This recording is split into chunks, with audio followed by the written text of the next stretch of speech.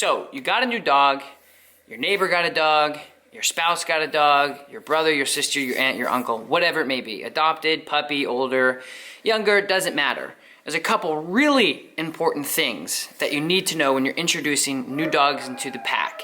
And I'm gonna go over those things right now for you. Welcome to the coolest dog training channel on YouTube. Tom Davis, America's Canine Educator here. If you're new here, thank you so much for following along. We are a dog training community that uplifts, helps each other out, engages with each other in the comments below on all the videos that we do. Subscribe and leave a comment below to introduce yourself. Thank you so much for joining us. And if you've been subscribed, of course, from the bottom of my heart, thank you so much for being a part of this and also communicating and being part of the community in the comments below as well. It's really cool to wake up and see all you guys interacting with each other and of course helping each other for the benefit of the dog.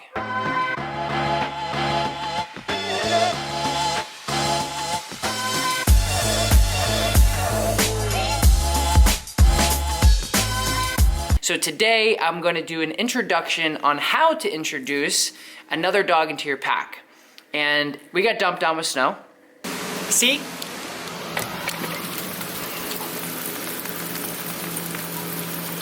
So if you're a little unsure and you want to do things right, this video is for you. But first, I think the plow is here, which means I gotta go move my truck. Do you want to come?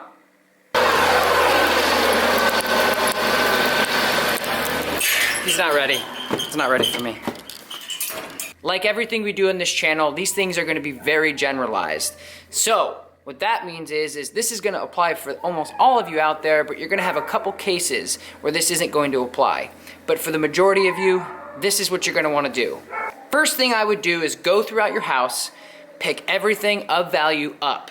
That means toys, bones, maybe even food, maybe even water. Anything of value to the dog that currently lives there should probably come up and out of sight. The reason being is when we do get to the last step of actually bringing the dog in, we don't want anything out that the dogs could potentially fight over or protect, or what we call resource guard. First thing I'm going to tell you guys before we finish this video is do not let the new dog into the house yet. Make sure you follow these instructions to do it properly before you introduce them inside the house. When you get another dog and throw it into your house, it creates so many different issues, and you're going to set the dogs up for failure and ultimately starting them off on the wrong foot. If you're introducing a roommate's dog, a neighbor's dog, a friend's dog, whatever it is, if you can, get somebody to do this with you, because it's going to be a lot easier with two people than it is with one person. So text that person and say, hey, I need you to come over. I'll give you some beer, I'll give you some coffee, or whatever it is that you do, and do two people if you possibly can, because it's going to make your life a lot easier and less stressful. So if you're really unsure of the dog and you've had issues in the past, I would highly suggest meeting completely off-site. Going somewhere that nobody can claim is a really safe idea. If you have a dog that's usually really good and is dandy with pretty much everybody, you still want to meet in a neutral area because it's going to make things go a lot smoother. So even going down the road in your own neighborhood is something that I would say would be a safer bet than just bringing them onto your property. Again, in my mind, guys, I'm trying to help you all out, not just the puppies, not just the new sheltered dogs or the adopted dogs. This is going to be steps for you guys to ultimately be successful across the board in any situation. So take this with a grain of salt and customize it to what you guys think is really going to be beneficial. So what I would do is once you guys get to your sites, you guys meet up as humans and you walk next to each other. So what you'll do is you'll literally just not let the dogs meet at all, not go nose to nose. Even if they want to, they're gonna go, hey, who are you? And that's totally natural and that's totally okay. But again, when you're meeting for a long time relationship, you wanna make things go as smooth as possible. But during this process, you guys are basically meeting as humans. You wanna illuminate to the dogs that you guys are just going to meet each other and then going for a walk and they're along for the ride. That's the whole environment that you want to create with these two dogs who don't know each other. If you get a dog that's interested, that's totally great, but take your time with this. If you want to do this the right way, take your time. Meet with each other, walk forward. Once you guys meet and you're walking forward, keep one dog on one side of you and the other dog on the other side of that other person, and you're walking forward. And then you guys will be able to tell if it's gonna go great, if it's gonna go bad, pretty much right off the bat, but it keeps it safe and it keeps it so you guys can still be civil with each other as far as the dog's relationship goes, because they didn't go after each other, they didn't have a little squall, they're still neutral. Whether they like it or not, they're neutral. And you guys will ultimately be able to decide safely if it's a good idea for them to meet or not. After you've walked quite a bit, what I then suggest have one person go in front of the other person and just walk. So one person is behind, one person is in front, and trying to just keep them in a nice, even heel all the way around. And you guys can take your time with that. You could do it for 5 minutes, you can do it for 10. Then what you do ultimately is you just switch positions. So the dog that was in the front is now in the back. So you're walking with one dog on the left side moving forward, and then your friend or whatever is behind you with the other dog. What this does, intermittently switching them back and forth, is it allows them to get used to each other by smells. That's how dogs first meet. That's why they sniff each other's butts like weirdos, is because that's how they're trying to get used to each other. That's how they're trying to introduce each other, through smells. So what this does, very safely and controlled, is it's introducing them through smells and scents while you guys are intermittently switching back and forth. So if the dogs are pulling and going after each other to play, you guys need to make a decision to say, okay, this looks great, let's let them play. Or if they're still air scenting and trying to get to know the dog and a little bit curious but not overly curious, continue on your walk until things are just really relaxed. Then after you guys have gone on that nice walk with each other, switching positions, then what you can do is you can put them both inside so they're walking next to each other. Again, you guys need to dictate how this is gonna go. If you feel like they're gonna be super playful and they're just ready to play bow and they're just really excited, you guys make that decision to say, okay, great, this is gonna be a good decision, let's let them play. Or if they're still air scenting and a little nervous and a little skeptical, just continue to build the relationship through you guys being leaders. That's really what we're doing here, is it's two individuals that are in control, that are really setting the tone for, hey, I'm in charge. It doesn't matter who or what's around. You have to listen to me, or it doesn't matter because I'm in charge and you're confident with me making decisions for you. So we're just gonna go on a walk. It doesn't matter if there's a dog or not. And then as you guys do that, the dogs will become more secure with each other. They'll feel like, okay, we're helping each other. Picture it like this. A lot of times bigger companies will say, hey, none of you guys really know each other. HR doesn't know maintenance and maintenance doesn't know finance. Let's all go build a house for fundraising purposes. And at the end of it, everybody's mingling, everybody knows each other, and you guys work better together with a single goal in mind, which is to build a house. You guys are going out, basically walking the dogs, that's your house, and what it does is it accomplishes a nice walk, but it really safely gets the dog to know each other on a very slow, more natural way. What happens a lot of times is I've seen relationships that could go really well fail because people are just, boom, they just let them go, especially when they're on their own property. So that's the first couple steps, is just introduce this way off the property. You guys dictate how it goes, what it looks like, what kind of things that they're doing to tell you that they're happy or they're not. Then what you can do is start moving back towards your property. This is where you want to be careful. If you have a dog that could potentially be protective, make sure when you go home, mom or dad, that you are not overly petting your dog, overly talking to your dog, because then this will send off red flags. Just be super calm, super neutral, and just walk onto the property. Stay in the yard for a little bit. If you don't have a yard, stay in the sidewalk. Go on your property and just hang out for a little bit. If you don't have a sidewalk or a yard, go on your front steps and just chill out for a little bit and start integrating the property change with the dogs together.